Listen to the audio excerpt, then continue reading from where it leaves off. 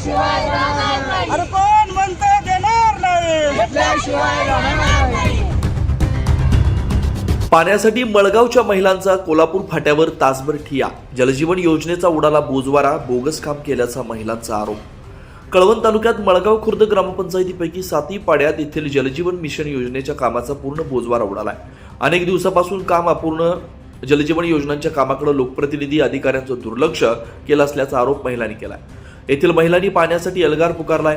कोल्हापूर फाटा इथं रस्त्यावर ठिय्या देत तासभर रास्ता रोको करण्यात आलं. मळगाव ग्रामपंचायतीचे सरपंच सुखदेव बागुल देखील या मोर्चात सहभागी झाले होते. तसेच अखिल भारतीय आदिवासी समाज पार्टी कळवण यांच्या पाठिंब्यासह सरपंच बागुल यांनी मूलभूत सुविधांचा जणू पाडाच वाचलाय.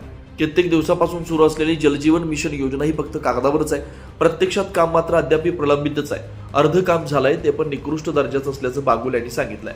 गेल्या काही वर्षापासून मळगाव गायदरपाडा येथील मूलभूत सुविधांची कहाणी मिटत नाहीये. सध्या गावाकडं नामदारांचं लक्ष आणि खासदारांचं.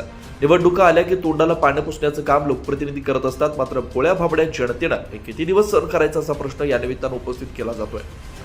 तर प्रशासनाच्या हलगर्जीपणामुळे सगळ्या गावाला दूषित पाणी आजपर्यंत प्यावं लागतंय. सरकार मोठ्या प्रमाणात पिण्याच्या पाण्यासाठी पैसे खर्च करतं, मात्र त्याच पैशांची कुठेतरी उधळपट्टी केली जाते का असा सवाल या निमित्तानं उपस्थित होतोय. चक्क रणरागिणींना पाण्याचा हंडा घेऊन रस्त्यावर उतरावं लागतंय.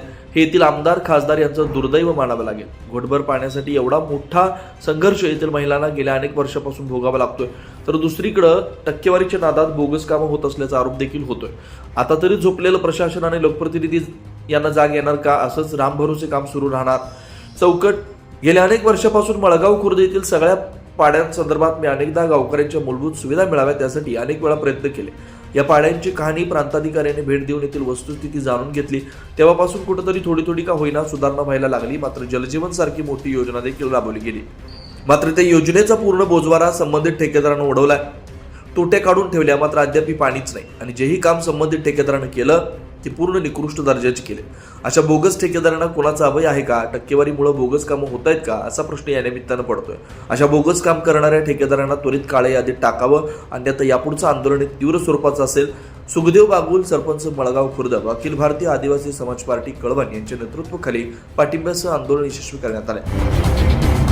जो प्रश्न सर्वांचा महिलांचे जे काही हाल चालू होते त्या संदर्भात आज आपण कोल्हापूर फाटा या ठिकाणी आंदोलन करून आज आपल्याला न्याय मिळवण्यासाठी, आपल्या हक्काचं मागण्यासाठी या ठिकाणी उपअभियंता असतील, गट विकास अधिकारी असतील, सहाय्यक जिल्हाधिकारी तथा प्रकल्प अधिकारी जानकर साहेब असतील आणि आपले पोलीस प्रशासन बोरचे साहेब यांनी आज आपल्याला चांगल्या प्रकारे या ठिकाणी बंदोबस्त करून आज आपलं आंदोलन आज यशस्वी झालं. आणि या सर्वांचं मी सहकार्य केलं, त्यांचं पण खूप आभार मानतो. आणि असं सहकार्य बोरसे साहेबांचं यापुढे पण राहील अशी मी एक आमच्या गावाच्या वतीने, महिलांच्या वतीने अशी मी त्यांच्याकडे एक अपेक्षा व्यक्त करतो. आणि आज आमचं इथलं आंदोलन जे आहे ते आता या ठिकाणी आपण शांततेने घरी जायचंय, या ठिकाणी आम्ही थांबतोय. धन्यवाद. केशव पवार, कळवण.